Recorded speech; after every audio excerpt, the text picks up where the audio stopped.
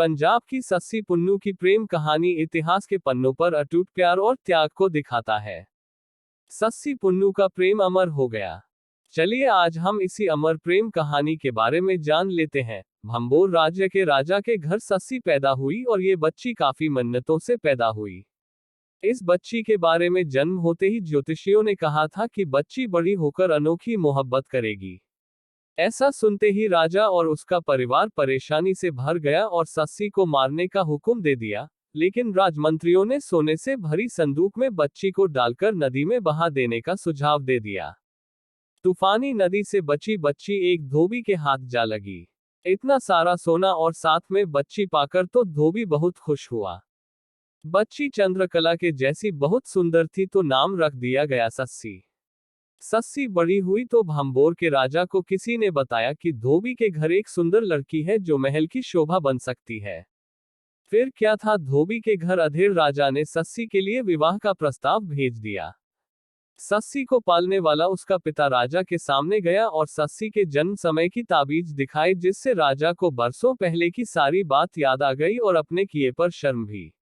सस्सी को जन्म देने वाली मां सस्सी को महलों में लाना चाहती थी, लेकिन सच का पता लगने पर सस्सी ने महल में आने से मना कर दिया। ऐसे में राजा ने धोबी के छोटे से घर को पूरा का पूरा महल में तब्दील करा दिया। लेकिन वक्त फिर बदला और एक दिन सस्सी ने गुजरते सौदागरों के पास पुन्नू की तस्वीर देख ली और उसी समय अपना दिल हार गई। वो पुन्नू से मिलना चाहती थी। वहीं इन सब से पुन्नू अनजान था, लेकिन आखिर में सस्सी ने पुन्नू का पता लगा ही लिया। दरअसल हुआ ये कि सौदागरों ने इनाम के लालच में सस्सी से कहा कि वो पुन्नू के भाई है।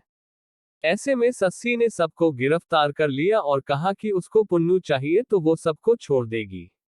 उधर जैसे तैसे सौदागर पुन्नू को भंबोर अपने साथ ले आए। इसी दौरान सौदागरों ने अपने ऊंट आजाद खुल दिए, जो सस्सी के बाग में जाकर पूरा बाग उजाड़ दिया।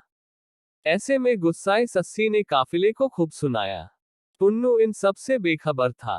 बाग में लगे एक सेज पर जाकर लेट गया और जब आंख खुली तो सामने सस्सी दिखी और दोनों की नजर मिली और प्यार हो गया।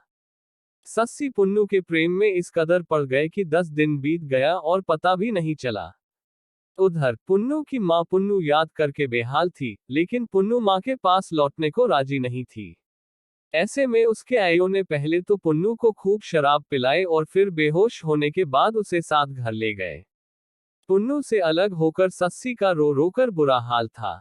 सस्सी ठान चुकी थी कि उसे पुन्नू के पास जाना है, जिस पर उसकी मां ने उसे रेगिस्तान का डर दिखाया, लेकिन सस्सी पर इसका कोई असर नहीं हुआ और वो पुन्नू की तलाश में निकल गई नंगे पांव रेगिस्तान में। चिलचिलाती धूप, धधकती रेत से भी वो नहीं डरी और भयानक लू के थपेड़ों झेलते झेलते जख्मी हो गई। एक भेड़े चराने वाले ने उसे इस हाल में देखकर डर गया और छिप गया। इतने में मदद के लिए पुकारती हुई सस्सी की जान वहीं चली गई। दूसरी तरफ पुन्नू होश में जब आ गया तो वो सस्सी से मिलने के लिए तड़प गया।